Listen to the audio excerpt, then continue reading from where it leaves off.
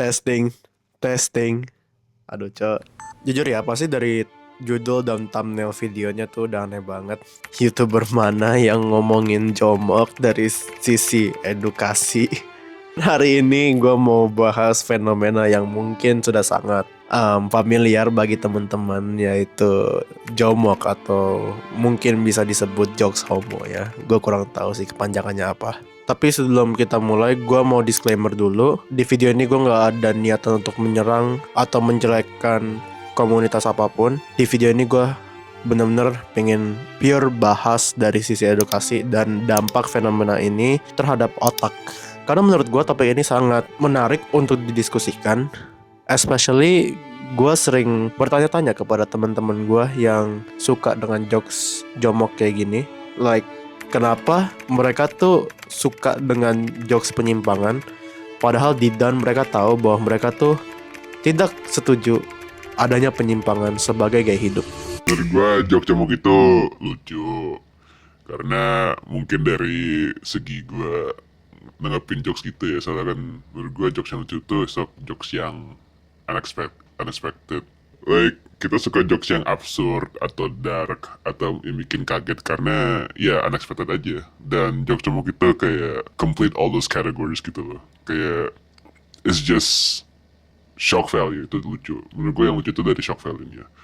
Tapi yang gue takutin tuh bukan jokes jomoknya, tapi lebih ke what if karena jokes jomok ini kayak gede banget sama kayak banyak orang yang bahas itu, this become like a norm untuk orang-orang bahas di tongkrongan gitu. Kayak lu bisa bayangin gak sih di 5 tahun kemudian orang-orang banyak banget ngebahas tentang jomok, dan bahkan di tongkrongan kayak anak kecil ngebahas jomok karena jokes tersebut sudah menjadi hal-hal yang normal dibicarakan gitu. That's only my concern. Like, I like jomokes, I just don't gitu. Paham? Nah, dari pertanyaan itu gue jadi mulai berpikir, sebenarnya apa sih yang membuat humor ini tuh populer, dan apakah ada dampak yang mungkin kita tidak sadari selama ini.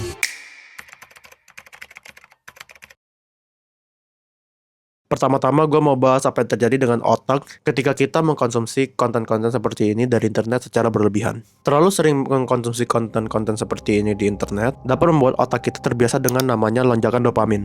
Akibatnya, kita jadi lebih sulit untuk fokus, lebih mudah terdistraksi, dan cenderung mencari kepuasan secara instan. Jika hal ini dibiarkan terus-menerus, maka hal ini dapat menurunkan kualitas berpikir dan mengganggu fungsi prefrontal cortex, bagian otak yang mengatur fokus, kontrol diri, dan emotion. Mungkin gue juga udah pernah bahas di video sebelumnya. Hal ini tuh mirip-mirip kayak apa yang terjadi kepada otak kita jika kita mengkonsumsi video porno secara terus-menerus. Jadi apa sih hubungannya dengan jomok?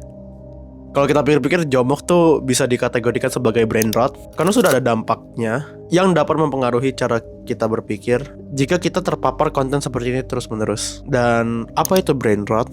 Brain rot itu istilah bahasa internet yang menggambarkan penurunan kemampuan kognitif, fokus, dan pemikiran kritis akibat terlalu sering mengkonsumsi konten media sosial yang dangkal secara berlebihan.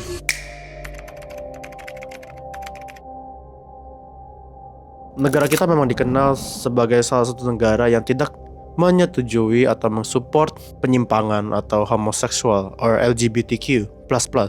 Lalu kenapa fenomena meme penyimpangan ini tuh ada di mana-mana, dan kenapa rasanya tuh semakin kesini tuh semakin dinormalisasikan? Gue paham meme kayak gini tuh memang lucu, tapi pernah gak sih kalian berpikir kayak dampak dari internet influence itu tuh gede banget, especially bagi generasi-generasi yang baru? Akhirnya kembali lagi ke pertanyaan awal, kenapa banyak orang yang suka dengan konten jomok atau meme jomok, padahal mereka sendiri tidak setuju atau tidak mensupport adanya penyimpangan. Di sini gue hanya membahas dari sisi edukasi dan dampak fenomena ini terhadap otak kita. Karena apa yang kita lihat di internet, apa yang kita konsumsi di internet sangat mempengaruhi cara pandang kita terhadap dunia ini. Dan gue juga pengen ajak teman-teman semua untuk berdiskusi dan saling bertukar pendapat tentang fenomena ini di kolom komentar. Komen juga di bawah jikalau ada topik menarik yang ingin kita bahas sama-sama. And I see you guys in the next video. Bye-bye.